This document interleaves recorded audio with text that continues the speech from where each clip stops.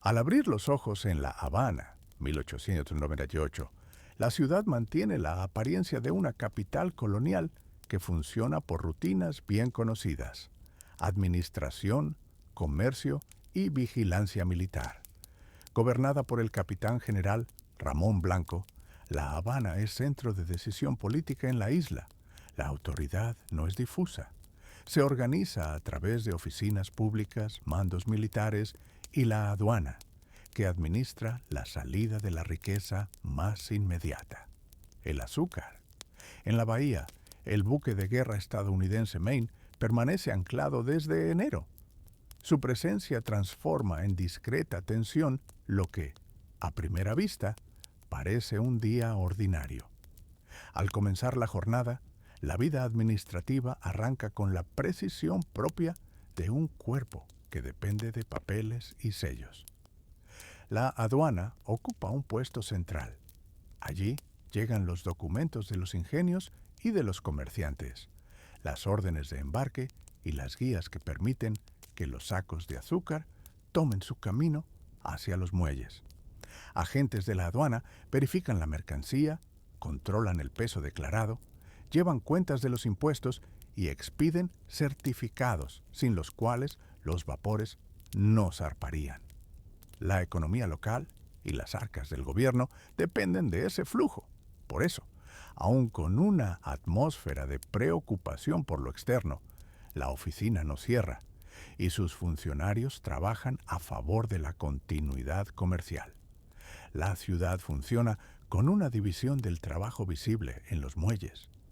Estibadores y capataces organizan las partidas de azúcar en sacos. Las balanzas frenan discusiones sobre pesos. Las lanchas llevan documentos entre buque y tierra. Los comerciantes, los agentes consignatarios y los corredores de comercio consultan con la aduana y con la capitanía del puerto, buscando asegurar que ningún detalle administrativo impida la salida de cargas esenciales para la economía. La rutina logística se adapta a la presencia de buques de guerra en la rada. Más inspecciones, más comunicaciones entre capitán de puerto y autoridades, y una atención mayor a los permisos de salida. La guarnición española en la ciudad actúa como sostén visible de la autoridad. Soldados, suboficiales y oficiales están desplegados en puntos clave.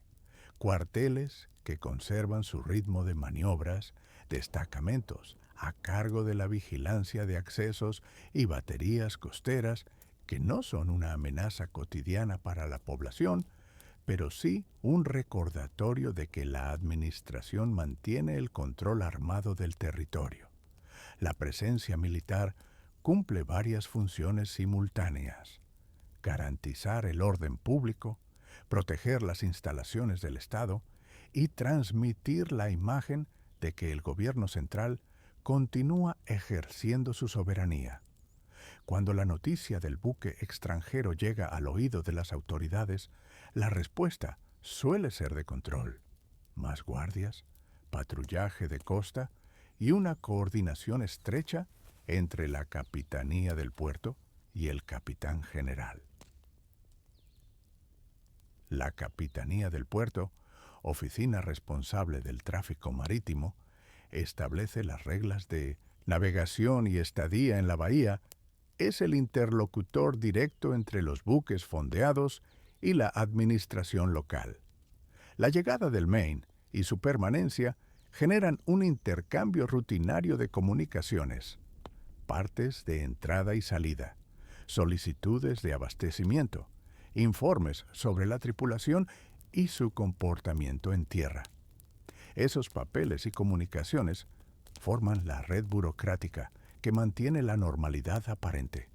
La aduana y la capitanía del puerto, en su función práctica, establecen límites que no dependen solo de voluntad política, sino de procedimientos.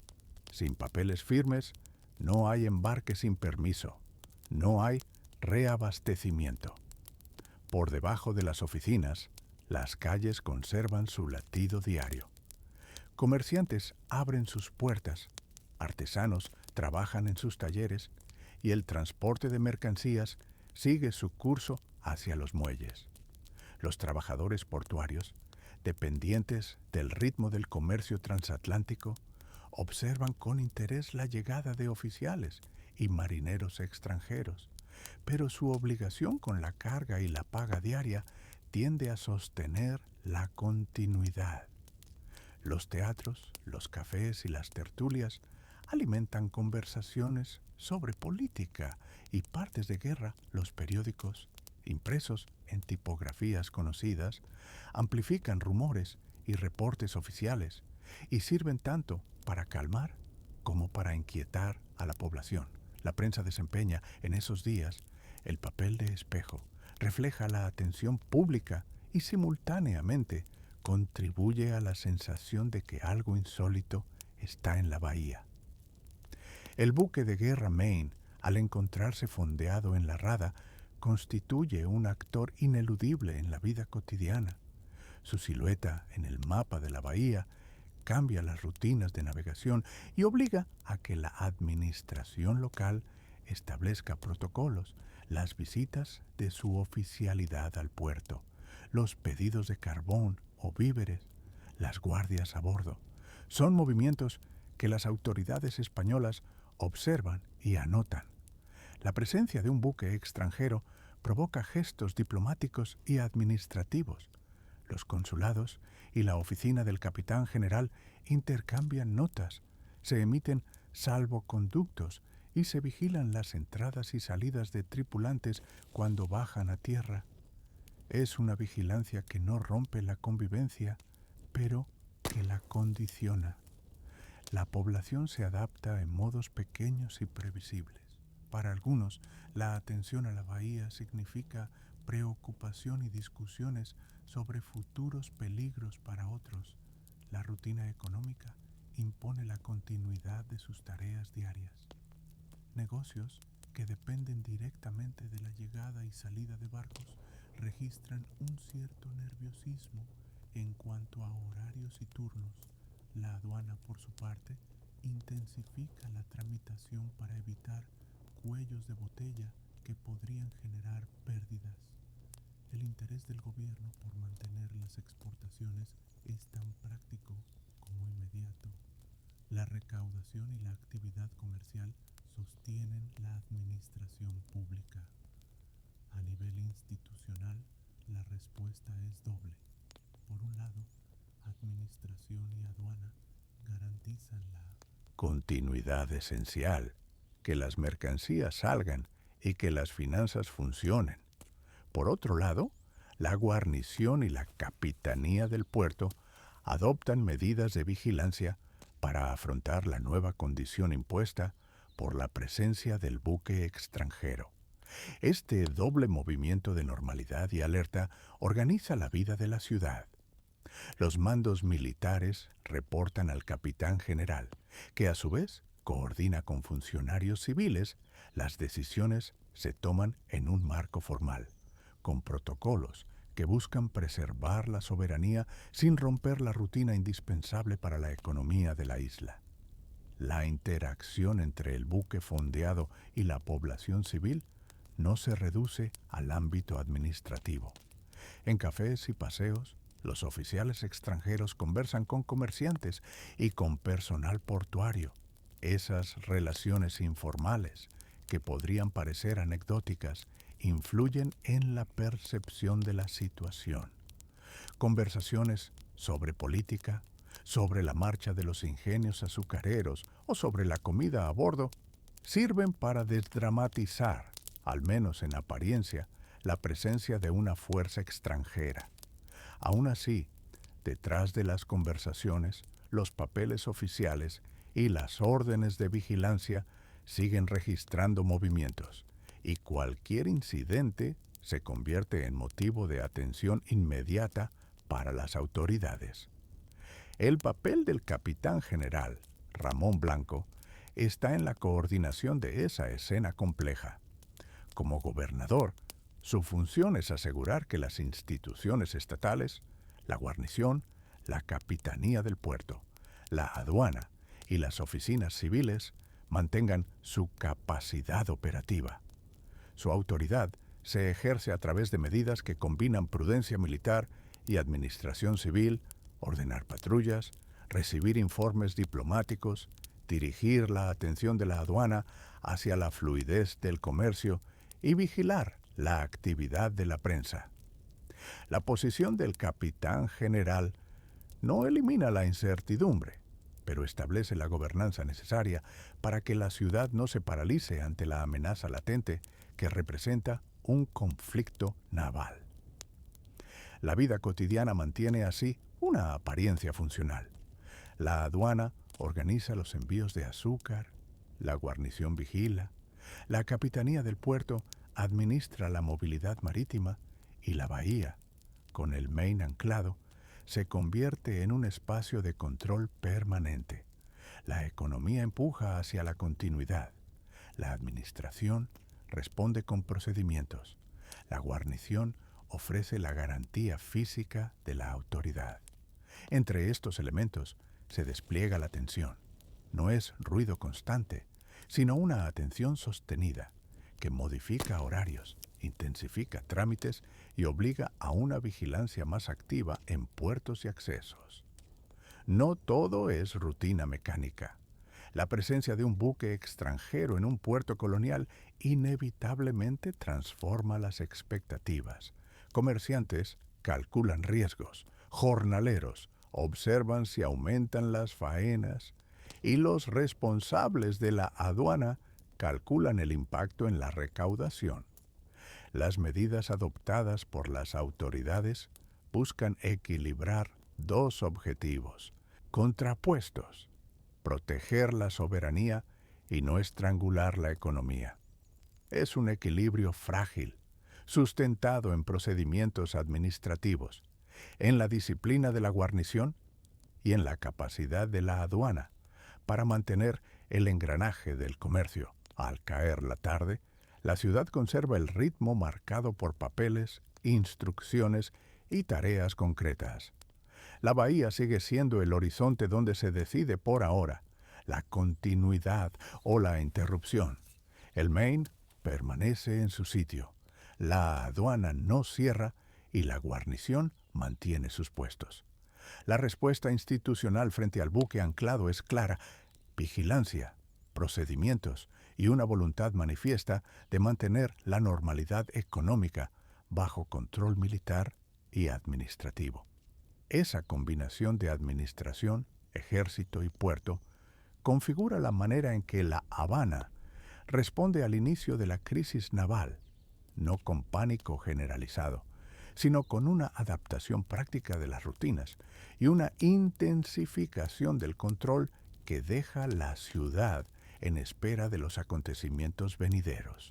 Mientras tanto, la vida cotidiana continúa, sujeta al ritmo de la aduana y bajo la autoridad del capitán general, y la presencia del Maine se convierte en la medida a partir de la cual se evaluarán los próximos pasos. Al despertar en La Habana, la ciudad ya ha empezado a acomodar las rutinas públicas que dictan qué se sabe y qué permanece en la penumbra. Al salir a la calle, la vida cotidiana sigue su curso. Vendedores de prensa colocan los diarios en los puestos, los cafés abren para acomodar a quienes buscan la primera lectura del día y la oficina del telégrafo se prepara para los despachos de la mañana. Pero no todo lo que aparece en papel o circula en voz alta representa una verdad inmediata. Las autoridades españolas aplican restricciones a la prensa y, con ello, marcan los contornos de la información disponible. Esa supervisión no elimina noticias, sino que las filtra, las retrasa o las reordena según criterios oficiales. El resultado es una mezcla: boletines oficiales rápidos para ciertos asuntos, silencio o versiones atenuadas para otros, y, por debajo de todo, una corriente de rumores que llena los huecos dejados por la censura y por los tiempos de transmisión. La maquinaria formal de noticias tiene dos canales principales: el telégrafo que enlaza con Madrid y la red postal, y de vapores que conecta la capital insular con el exterior. El telégrafo transmite avisos oficiales y partes militares con rapidez relativa, pero su empleo está encaminado a dar cuenta a la metrópoli y a coordinar decisiones. No siempre es la fuente inmediata de detalles para la población local, porque muchos telegramas viajan con un destinatario concreto y pasan por filtros antes de publicarse. Paralelamente, el correo y las compañías de vapores siguen un ritmo más lento pero indispensable. Cartas oficiales, despachos completos y ejemplares de periódicos extranjeros llegan a bordo de los vapores que tocan el puerto según horarios regulares. Estos vapores son, a su manera, arterias informativas. Llevan testimonios que tardan días en materializarse en la conversación pública, pero cuando llegan, lo hacen con relatos más extensos que los telegramas escuetos. A la vez, existe una tercera influencia que desborda la isla. Los periódicos estadounidenses de Nueva York informan con rapidez y despliegan redes de corresponsales y cables ajenos a los controles locales. Desde esa impronta exterior, llegan versiones que pueden ser anteriores a cualquier comunicado oficial emitido desde La Habana o Madrid. Los diarios de Nueva York publican con velocidad y gracias a las rotativas y a la propia movilidad de los vapores, sus ediciones llegan o se leen en la colonia con relativa prontitud.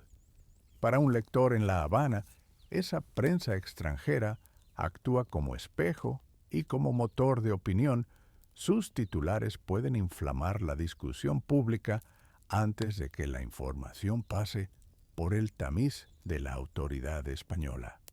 Ese entramado explica por qué las noticias sobre hechos graves llegan confundidas, fragmentadas o contradictorias.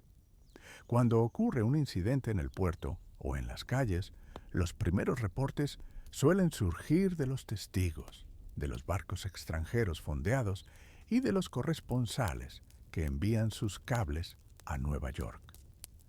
Esos relatos iniciales circulan entre la población como conjeturas. Algunos se imprimen rápidamente en periódicos foráneos o en hojas sueltas. Otros permanecen en voz baja hasta que una autoridad los corrobore o los refute. La presencia de la censura añade una variable. Si la noticia toca intereses militares o la reputación del gobierno, la publicación local puede demorarse o presentarse en una versión neutralizada. Por tanto, entre la primera sorpresa y la confirmación oficial, transcurre una franja de tiempo en la que los rumores naturalmente prosperan. Un ejemplo instructivo es la explicación de cómo se percibe una explosión en el puerto. Al día siguiente de un estruendo, los puestos de periódicos muestran listas fragmentarias. Un despacho corto enviado por telégrafo a Madrid informando de un siniestro. Alguna nota de extranjero con descripciones más concretas. Cartas llegadas por vapor que detallan testimonios de marineros y fotos o croquis que tardan en salir. La prensa local, sujeta a las restricciones, publica una edición en la que prima la calma institucional. Noticias oficiales que minimizan riesgos, comunicados de las autoridades marítimas y llamados al orden. Mientras tanto, los periódicos de Nueva York ofrecen crónicas más agresivas y especulativas que circulan por la ciudad. Esto no quiere decir que la prensa extranjera sea necesariamente más veraz. Significa únicamente que, en la disputa entre información oficial controlada y relatos rápidos, el público recibe versiones diversas y a menudo contrapuestas. La rutina diaria contribuye a sostener esa dinámica. En las tertulias matinales se comentan los titulares foráneos, los capitanes que descargan pasajeros repasan las noticias traídas por sus colegas venidos de otras rutas. La oficina de correos se llena de remitentes que esperan cartas y periódicos de la madre patria o de lugares cercanos. Si el asunto exige una confirmación oficial, la ciudad aguarda el telegrama dirigido a Madrid o el barco que trae los despachos completos. Ese plazo puede alargarse por motivos técnicos, por prioridades políticas o por la simple organización de las rutas marítimas. En el ínterin, las plazas y los cafés alojan una conversación pública alimentada de conjeturas, rumores y de vez en cuando filtraciones. Los actores institucionales, corresponsales extranjeros, jefes militares, empleados del telégrafo, oficinistas postales, editores locales. Cumplen roles diferenciados en ese proceso. El corresponsal que envía un cable a Nueva York lo hace con la urgencia de ser el primero en publicar el jefe militar. Prioriza la comunicación jerárquica hacia Madrid. El oficial de correos organiza la salida de paquetes y periódicos según la frecuencia de los vapores. El editor local decide qué imprimir, sabiendo que cualquier línea demasiado crítica puede acarrear sanciones. Cada decisión produce efectos. La rapidez exterior puede provocar alarma. La demora oficial genera sospecha. Y la censura marca la agenda de lo que es discutible en público. Por eso, para quien intenta reconstruir lo ocurrido en un día concreto, la información no llega en bloque, sino en capas que hay que interrogar y comparar. Frente a un acontecimiento como la explosión de un buque en el puerto, el proceso de verificación se construye así. Primero, se reúnen testimonios directos y las primeras notas de extranjeros. Después, las redacciones deciden publicarlos o esperar confirmación al mismo tiempo. El gobierno consulta a sus mandos y remite telegramas a Madrid. Finalmente, la llegada de cartas y de material más extenso por vapor permite una reconstrucción más completa. En cada fase hay pérdidas, matices que no se registran, versiones que se exageran por la prisa, otros que se suavizan por la censura. El lector en la ciudad aprende a moverse entre esas capas, a dar más o menos crédito según la procedencia de la noticia y la presunta parcialidad de su fuente. El efecto combinado es social y político. La población reacciona no solo a los hechos, sino a la percepción de las autoridades y a la imagen que proyectan los periódicos foráneos. Una prensa extranjera insistente puede presionar la opinión local y amplificar exigencias. La demora o la versión oficial pueden enfriar o calmar la indignación. Por eso, en un día tras una explosión, la plaza puede ver tanto manifestaciones de indignación provistas por rumores y titulares ajenos, como un esfuerzo por parte de la administración para imponer serenidad a través de comunicados y patrullas. El conocimiento público se gestiona en esa tensión entre urgencia y control. Al moverse entre esas realidades, la persona que despierta en La Habana aprende a observar no solo las palabras impresas, sino los canales que las llevan y los intereses que las guían. Se observa qué periódicos son más críticos, cuáles parten de despachos extranjeros, quiénes repiten las versiones oficiales sin matices y qué correos traen narrativas más detalladas. Esa lectura crítica no es técnica, sino cotidiana. Consiste en comparar ediciones, preguntar a los capitanes y a los empleados postales y esperar la llegada de un vapor o de un telegrama que aclare o complejice lo conocido. Al cerrar la mañana, la ciudad sigue sosteniendo su equilibrio precario entre información y control. La noticia que estaquea el ánimo público se descompone en tentativas de verificación y en contrarrelatos que aparecen en distintos momentos. La combinación de la censura ejercida por las autoridades españolas, la rapidez informativa de los periódicos estadounidenses de Nueva York y los ritmos de la telégrafa y de la red postal y de vapores determina no sólo cuándo se conoce un hecho, sino cómo se interpreta. Por eso, ante un suceso grave, la certeza tarda. Las referencias completas llegan con la cadencia de los cables oficiales y de los vapores, y entre tanto, la ciudad navega por rumores y versiones incompletas que moldean el ánimo colectivo. Habrá que esperar el siguiente despacho, la próxima portada o la carta que desembarque.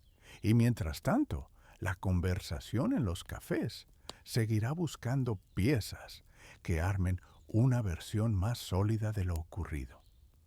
Al despertar en La Habana, la primera preocupación no es el calor ni la calle, sino el calendario del comercio, el horario de las líneas de vapor, la hora en que la aduana recibirá la documentación, la cita con el comerciante que adelanta fondos.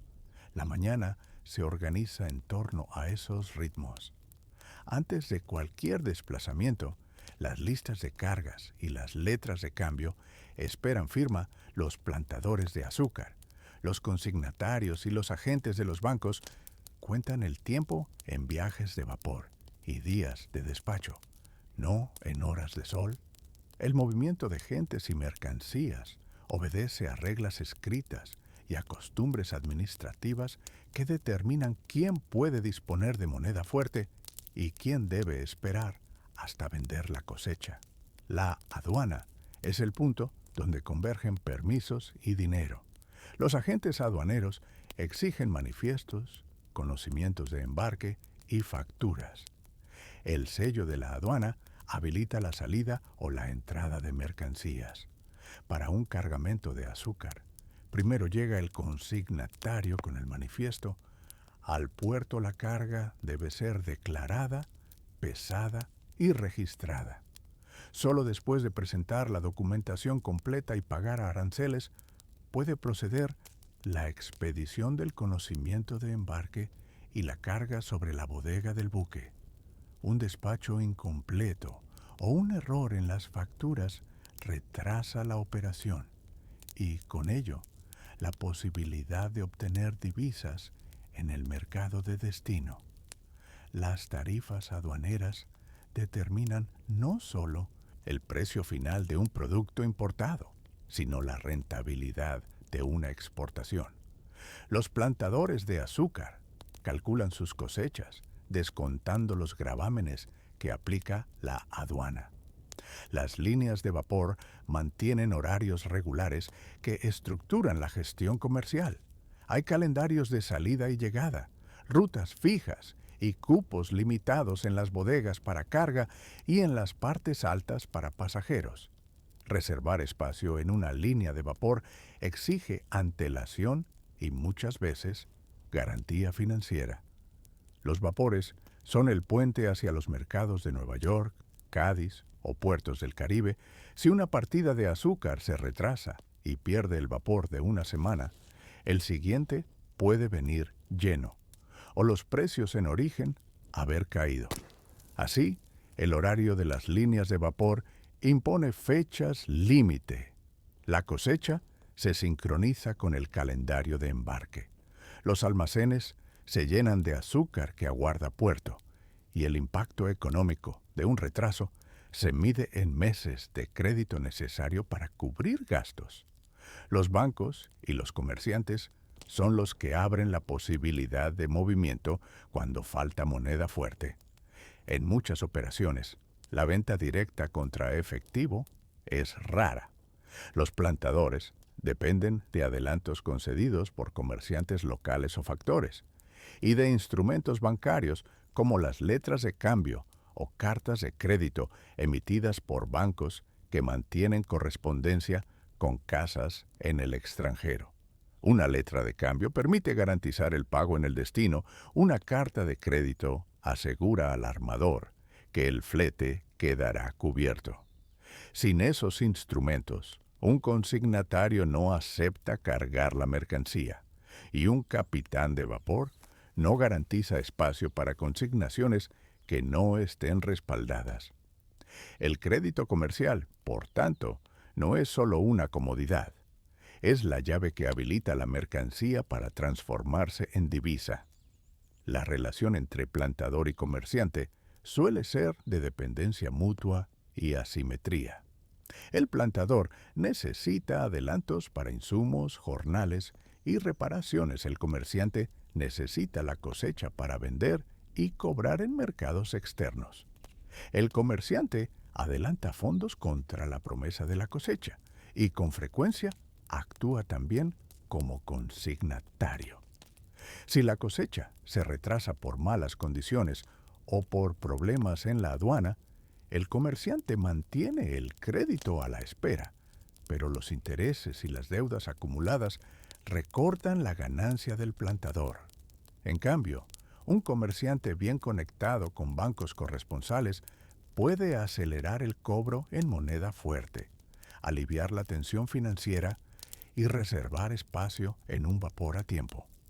Por eso, las capacidades del banco local, su relación con corresponsales en Europa o Estados Unidos, su disposición a emitir cartas de crédito, influyen directamente en la vida en el terraplén y en el campo. Los mecanismos bancarios se despliegan en oficinas con mostradores donde se emiten y cobran efectos. Los cajeros anotan plazos, transfieren fondos entre cuentas y tramitan remesas. Para exportar azúcar, lo más común es que el comerciante obtenga un crédito de exportación. El banco avala la operación frente al corresponsal en la plaza de destino y, al presentarse el conocimiento de embarque y la factura, se negocia la letra de cambio. Si todo coincide con los plazos del vapor, la operación se cierra y el plantador recibe el pago o la cancelación de su adelanto. Sin ese encadenamiento de documentos y tiempos, la cosecha permanece en almacén hasta que el crédito se renegocia o hasta que la aduana autoriza la salida sin problemas. En los muelles, los papeles mueven más que cajas. Los consignatarios coordinan horarios de carga, pagan estiva y tramitan el despacho ante la aduana. El capitán del vapor acepta la mercancía contra el conocimiento de embarque expedido por el consignatario y la garantía del banco. El despacho final ante la aduana implica el pago de aranceles y sellos. El cobro de la aduana se agrega al cálculo final. Si el arancel es alto o si la interpretación de la tarifa exige mayores impuestos, la operación puede dejar de ser rentable. Por eso, los plantadores y comerciantes presionan por reglas claras y por maniobras administrativas que eviten retrasos y cargos inesperados. La circulación de pasajeros obedece a normas semejantes. Para viajar en una línea de vapor es necesario boleto, inscripción y en rutas largas, prueba de solvencia para pagar el pasaje. El espacio es limitado. Los pasajes de tercera clase pueden agotarse y los de primera y segunda requieren pagos adelantados o satisfacción de cuentas con los agentes de la línea. El acceso a una plaza en un vapor se vuelve un asunto de crédito cuando el boleto se adquiere a cuenta o cuando un comerciante gestiona el traslado de un dependiente a bordo como parte de un contrato comercial. En días de gran movimiento, la capacidad de pagar al contado o de presentar una garantía expedida por un banco decide quién embarca y quién queda en tierra. Los efectos prácticos de estas instituciones se manifiestan en la vida diaria.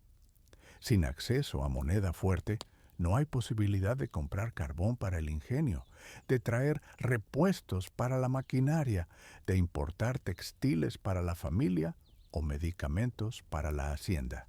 Un plantador que no consigue crédito debe vender a precios menores o asumir demoras porque no puede pagar jornales ni comprar insumos. Un comerciante sin respaldo bancario no puede comprar mercancía al exterior para abastecer tiendas o satisfacer contratos. La aduana, regulando la entrada y salida, actúa como un filtro que asegura ingresos fiscales, pero también puede convertirse en cuello de botella cuando la red de documentos y horarios no funciona con precisión. Por eso, la vida comercial se organiza en una sucesión de gestiones, revisión de aranceles y de la tarifa aplicable a una partida, concertación con el consignatario para incluir la carga en el siguiente vapor, gestión de una carta de crédito en el banco y presentación de documentos a la aduana. Cada paso tiene plazos y responsables. El agente de la aduana revisa la documentación. El consignatario coordina la estiba. El banco libera fondos contra letras de cambio. Un fallo en cualquiera de estos engranajes puede significar pérdidas. En una economía donde la moneda fuerte escasea y la confianza se mide en correspondencias bancarias y sellos aduaneros, la puntualidad y la solvencia determinan la diferencia entre beneficio y endeudamiento. En la práctica cotidiana, esto obliga a ajustar expectativas y rutinas. Los almacenes se convierten en espacios de espera. Las máquinas, en el ingenio, duermen por falta de repuestos pagados con divisa. Y las plantaciones reorganizan labores para amoldarse a los intervalos de embarque. El comercio local mitiga algunos de esos problemas mediante redes de crédito a corto plazo. Los comerciantes de la ciudad adelantaban suministros y recuperaban luego mediante la venta de la cosecha. Esa dependencia crea relaciones de poder. Quien controla el crédito controla hasta cierto punto la producción. Al anochecer, las oficinas de los bancos cerraban con libros que registran créditos pendientes y remesas en tránsito. Las casillas de los consignatarios contienen manifiestos para el siguiente día. Y la aduana organiza turnos para procesar expedientes de madrugada cuando llegan vapores. La ciudad entera se suspende entre papeles y horarios, donde cada firma y cada sello influyen en la posibilidad de conseguir moneda fuerte y de llenar las bodegas de un vapor. La economía de La Habana, en ese entramado, es una maquinaria de papeles, barcos y plantaciones donde tarifas, horarios de navegación y crédito comercial dictan el ritmo de lo posible. Mañana temprano habrá que volver a la oficina del comerciante para revisar la letra de cambio, confirmar la plaza en la línea de vapor y presentar a la aduana la documentación que permita que la carga salga sin contratiempos. El día siguiente seguirá atado a esos mismos horarios y a las mismas instituciones, y la forma en que se articule cada trámite decidirá si la cosecha se transforma en moneda fuerte o en una deuda más que aplazar. Al despertar en La Habana, después de la explosión del Maine, se percibe que la ciudad ha cambiado su ritmo. No se trata de sonidos extravagantes ni de visiones dramáticas, son modificaciones en las rutinas cotidianas que indican la presencia de una emergencia militar. En el puerto, más buques de la Marina estadounidense han anclado a pocos cables de la escollera, y esos cascos y chimeneas prometen una vigilancia constante sobre la bahía. Entre febrero y abril, la llegada de esas unidades fue escalando. Primero grupos aislados, luego escuadras permanentes. A finales de abril, cuando se declara la guerra y se establece el bloqueo naval, la circulación de mercancías que antes llegaba desde Europa y la propia península se ve interrumpida de golpe. Las consecuencias se filtran en cada oficio y cada costumbre diaria. En la ciudad, las tropas españolas aumentan su presencia en calles y plazas. Soldados y oficiales ocupan posiciones en cuarteles improvisados y se suman patrullas a pie por los barrios más céntricos. La guardia, a lo largo del malecón y los accesos al puerto, se refuerzan los puestos de control, inspeccionan equipajes y cargas, y la policía o las fuerzas locales, a las órdenes del gobierno colonial, intensifica los recorridos nocturnos. Estas fuerzas no solo vigilan frente a una amenaza exterior, su misión incluye mantener el orden público, controlar rumores y evitar desórdenes cuando la escasez comienza a hacerse visible. La presencia militar altera horarios, se acorta la actividad nocturna, se regulan movimientos en puntos clave y se multiplican las requisiciones cuando el mando lo considera necesario. El bloqueo naval tiene efectos tangibles y rápidos. Los almacenes que antes recibían carbón, medicamentos, implementos médicos, piezas para vapores y productos manufacturados ven cómo sus existencias no se repongan. El comercio ligado al puerto, agentes, consignatarios, estibadores, sufre una paralización que golpea salarios y jornales. Los precios suben. Harina, azúcar refinada, sal, tejidos importados, incluso ciertos artículos de limpieza, alcanzan cifras que obligan a ajustar gastos domésticos. Comerciantes y tenderos comienzan a aplicar restricciones, a vender por ración o por peso, y en algunos casos surge un mercado informal donde intermediarios comercializan productos a precios más altos, lo que tensiona las relaciones sociales. La falta de carbón también limita la navegación de cabotaje y los servicios de vapor que conectan la isla con puertos interiores. Los carros y la tracción animal recuperan en parte funciones de transporte que antes hacían los botes y vapores. Ante la creciente sensación de peligro, las legaciones extranjeras y los intereses comerciales organizan evacuaciones.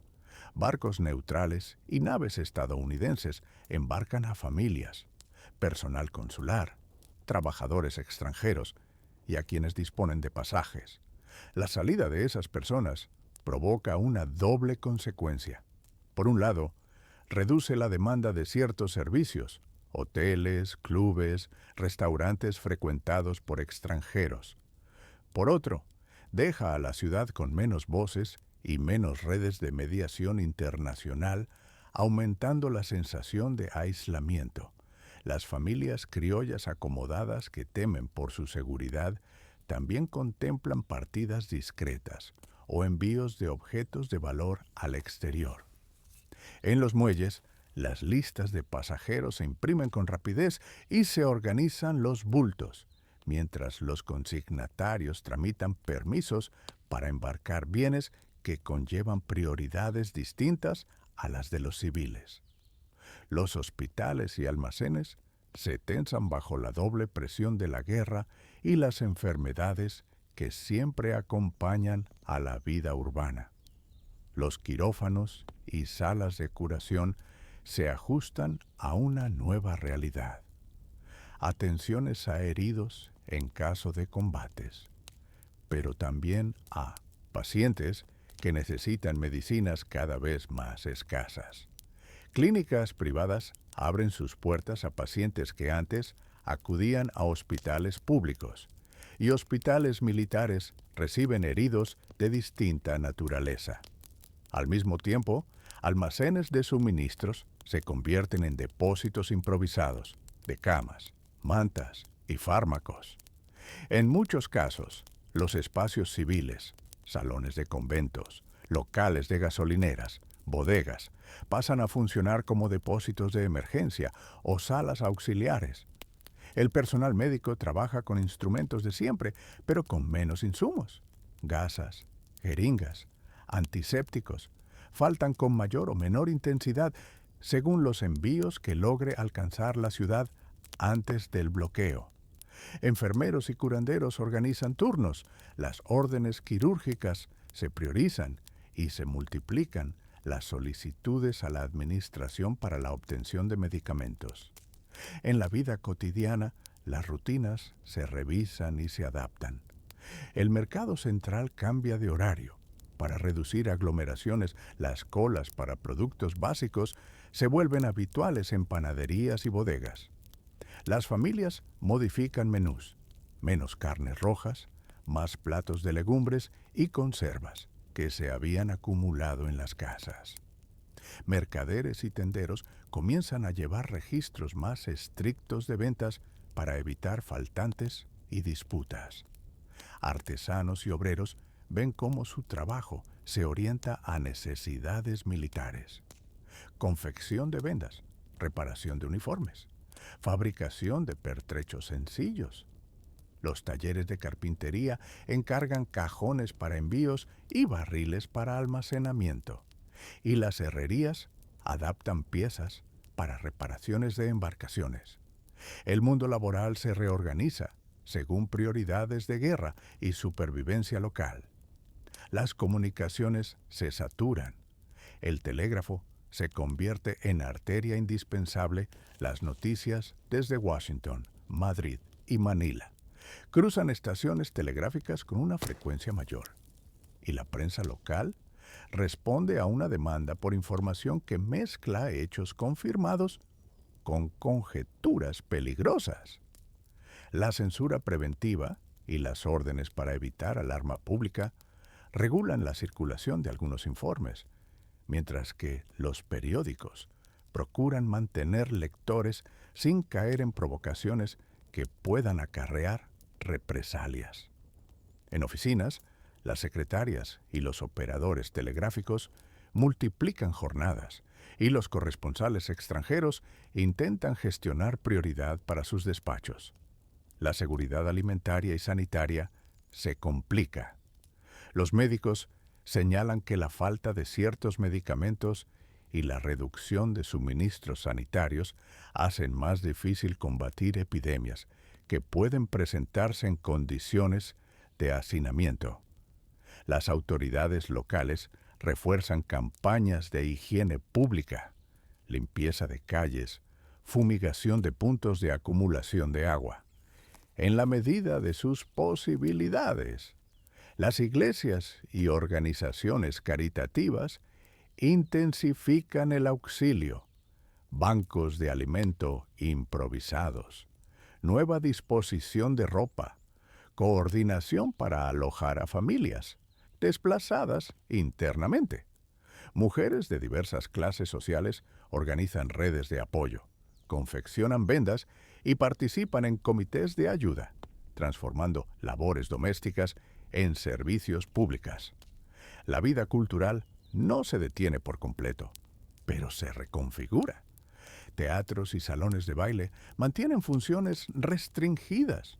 Los espectáculos de gran costo pierden público y muchos eventos se posponen.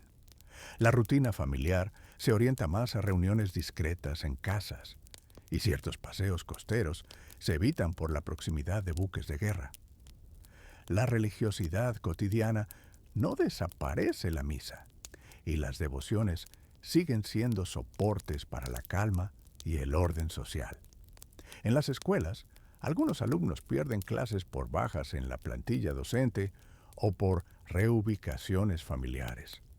La educación adapta contenidos y horarios para sostener la normalidad en la medida de lo posible. En el comercio agrícola, las haciendas azucareras y las plantaciones se enfrentan a dificultades para exportar y a problemas de aprovisionamiento de insumos industriales. Esto afecta jornales y contratos de trabajo en el campo y obliga a patrones y administradores a replantear cosechas y molienda. La falta de barcos para el transporte internacional obliga a almacenar en espera o a vender en mercados locales, lo que repercute en precios y en relaciones contractuales con inversores extranjeros. La administración colonial y los comerciantes discuten alternativas, pero el bloqueo limita opciones externas. Las tensiones políticas y sociales se vuelven más palpables. Entre la población existe preocupación por la incertidumbre, rumores de desembarcos, anuncios oficiales parciales y la sensación de que las decisiones económicas y militares no siempre coinciden con las necesidades inmediatas de la gente. En barrios populares, el rumor se combina con la solidaridad. Vecinos que comparten provisiones, comités de barrio que establecen turnos para vigilar y evitar pillajes. En sectores acomodados se privilegia la organización de salidas y la búsqueda de pasajes para quien tenga medios. Las autoridades imponen medidas para prevenir desórdenes y asegurar suministros prioritarios a guarniciones y servicios esenciales. Las calles muestran nuevos instrumentos de la vida en emergencia, listas de racionamiento pegadas en tablillas, órdenes oficiales impresas con medidas de seguridad, guardias en puertas de almacenes estratégicos. Las fábricas siguen funcionando en muchas áreas, pero con frecuencia reducen jornadas y reorientan producción hacia bienes de uso militar o doméstico. La administración aduanera aplica controles más estrictos y realiza requisiciones cuando lo juzga necesario para sostener el esfuerzo de guarnición o para proveer hospitales. En este periodo, la ciudad aprende a convivir con la presencia permanente de la amenaza. No se trata solo del ruido de la guerra, sino de un entramado de decisiones cotidianas que responden al mismo origen: la interrupción del comercio exterior mediante el bloqueo naval. Cada cierre de puerto, cada embarque cancelado, cada convoy de suministros retenido altera cadenas de dependencia que parecían inmutables. Las familias reorganizan gastos, los oficios se reorientan, las instituciones sanitarias soportan cargas nuevas y las fuerzas de orden intentan mantener una contención que evite el caos. A medida que la ciudad se adapta, se prepara también para los tiempos venideros. Hay listas de suministros prioritarios, redes de intercambio local que ganan relevancia y una mayor coordinación entre actores civiles y militares. Con la guerra declarada y el bloqueo ya en vigor, La Habana queda en un estado de expectativa organizada. No se sabe aún cómo se desarrollarán las operaciones militares ni cuál será el alcance de los combates. Pero las horas se llenan de decisiones prácticas. ¿Dónde conseguir medicinas? ¿Cómo asegurar una fuente de combustible para el puerto? ¿Quién puede tramitar pasajes de salida o asegurar víveres?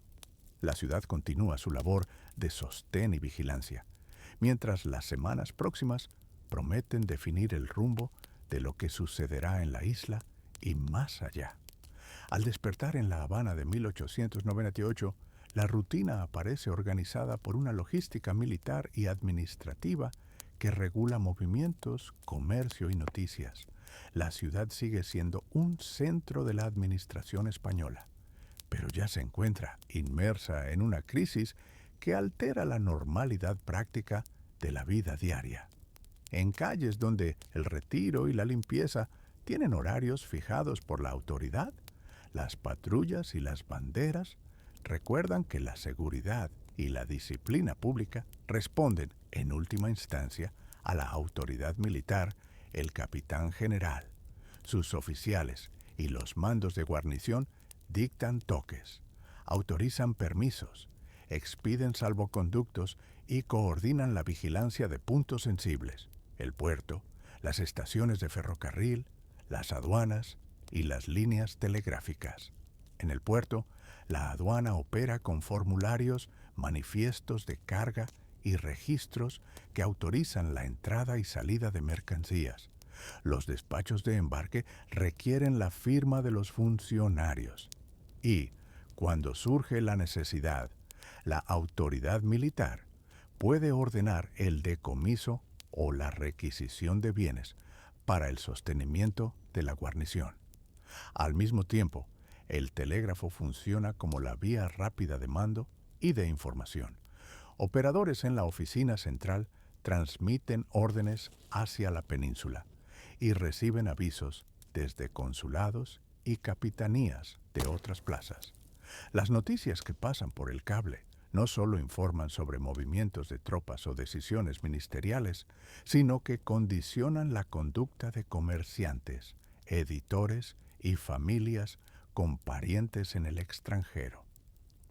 La vida económica cotidiana sigue un ritmo regulado por aranceles, permisos y la presencia de aduaneros que conocen cada partida de azúcar, tabaco o mercancía importada.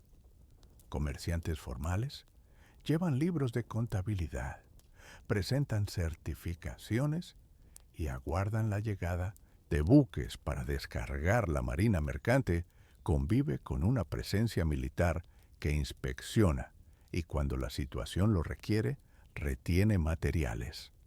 El trabajo de empleados públicos, estibadores, operarios en los ingenios, criados y conductores se ajusta a órdenes que emanan de oficinas, donde la oficialidad revisa listados y fichas.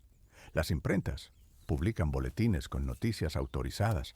La correspondencia con la península y con otras plazas lucha por mantener su cauce a través de despachos oficiales y consulares. Y la censura telegráfica puede filtrar o demorar comunicaciones que se consideren sensibles para la defensa.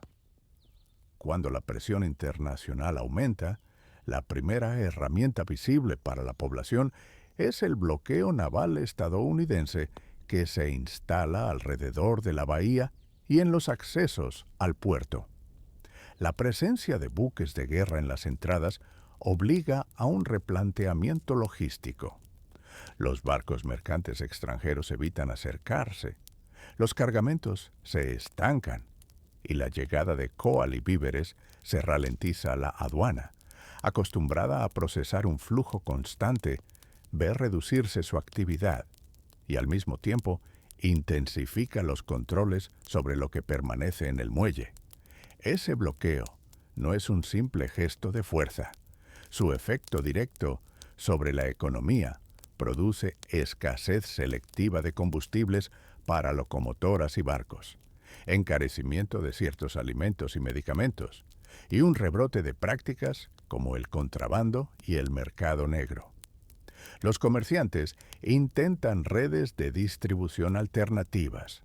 Los almacenes ajustan pedidos y los agentes del orden deben balancear la represión del contrabando con la necesidad de evitar disturbios mayores.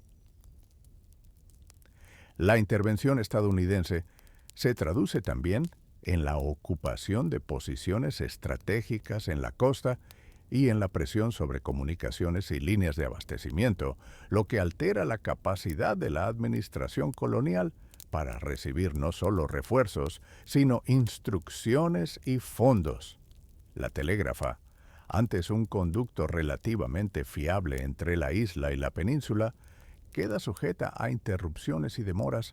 Cada corte o interferencia de las rutas telegráficas obliga a la autoridad a confiar en mensajeros, despachos marítimos arriesgados o en la preeminencia de decisiones locales tomadas por mandos militares que ya no pueden esperar respuestas inmediatas desde Madrid.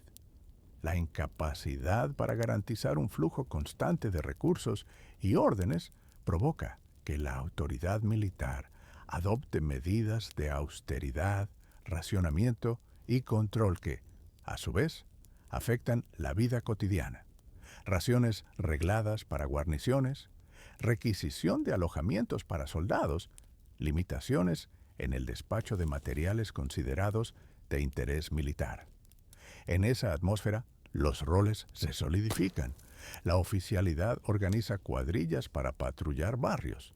La aduana inspecciona y archiva documentos con más celo. El operador de telégrafo pasa a ser un puesto estratégico cuyo trabajo condiciona decisiones de alto nivel. Los consulados extranjeros, que mantienen intereses comerciales y de protectorado sobre sus nacionales, multiplican las comunicaciones y ofrecen asistencia a sus conciudadanos. Los cónsules negocian con la autoridad local, salvoconductos y permisos. Y en algunos casos gestionan evacuaciones o salvaguardas para navíos de empresas de bandera neutral. Las familias con parientes en la península o en otros puertos consultan boletines y cartas con atención. Las demoras y las noticias de hostilidades lejanas influyen en la moral, en la disposición a permanecer en la ciudad o a buscar embarque hacia puertos menos expuestos. La coexistencia de la administración civil con la autoridad militar se hace más tensa cuando escasean productos básicos. Las municipalidades intentan mantener servicios de limpieza y suministro de agua, pero sus presupuestos y su capacidad de acción dependen de decisiones que, en esta circunstancia, se toman ante todo por la autoridad militar. La prensa local, sujeta a censura, publica edictos oficiales sobre racionamientos, horarios y toques de queda. Los anuncios comerciales muestran listados de bienes en existencia y horarios de embarque, mientras las casas de comercio más grandes intentan ajustar sus inventarios para sobrevivir a un periodo de menor tráfico marítimo. La vida social continúa en salones, cafés y tertulias, aunque con una sombra de precaución. Invitaciones y viajes se evalúan según la posibilidad de obtener un pasaje seguro y según los avisos del servicio de aduanas y del consulado. Las consecuencias políticas y administrativas se despliegan con cierta rapidez. El bloqueo y la intervención erosionan la capacidad del gobierno colonial para ejercer funciones básicas fuera de los bastiones defendidos por tropas. Los municipios, los comerciantes y las familias notan cómo la autoridad española sigue existiendo formalmente, pero su margen de maniobra real se reduce día a día. Este proceso es gradual, pero sus efectos son acumulativos. Al cortarse suministros y comunicaciones, al imponerse requisiciones y al fallar las líneas de abastecimiento, la administración local se ve obligada a delegar más facultades a mandos militares que actúan con criterios de urgencia.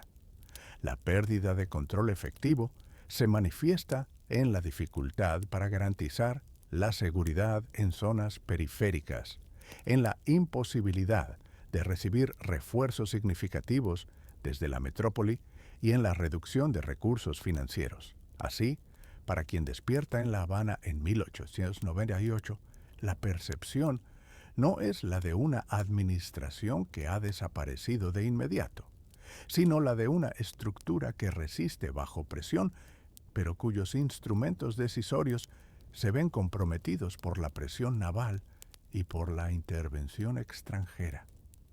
La ciudad continúa funcionando. El puerto intenta seguir operando bajo restricciones. La aduana sigue porfiando por controlar lo que puede y el telégrafo transmite lo que queda de comunicación. Sin embargo, la dinámica ya ha cambiado de forma decisiva. El bloqueo naval estadounidense y la intervención estadounidense no solo alteran las entregas y las noticias, sino que, al cerrar rutas y forzar decisiones locales, precipitan el deterioro del control español efectivo. Para finales de año, ese control queda comprometido al punto de que la autoridad española deja de poder gobernar con plena capacidad operativa en muchos ámbitos, y la realidad administrativa se reorganiza alrededor de las nuevas condiciones impuestas por la presencia y la acción extranjeras. En ese cuadro, la respuesta clara a la pregunta plantea una conclusión serena. Despertar en La Habana en 1898 significa encontrarse con una ciudad todavía administrada por autoridades españolas en forma visible, pero ya sometida a restricciones y decisiones marcadas por la presencia militar y por el bloqueo y la intervención estadounidenses, procesos que, durante el mismo año, llevan al fin del control español efectivo sobre la isla. Ese cierre no es súbito en la percepción cotidiana, sino el resultado de la combinación de medidas navales que impiden la normalidad del comercio y las comunicaciones y de la intervención que reconfigura el equilibrio del poder en el territorio al final del año. La autoridad ya no actúa con los recursos ni la libertad de antes, y la ciudad, aunque reconocible, pertenece hacia adelante a una nueva realidad política.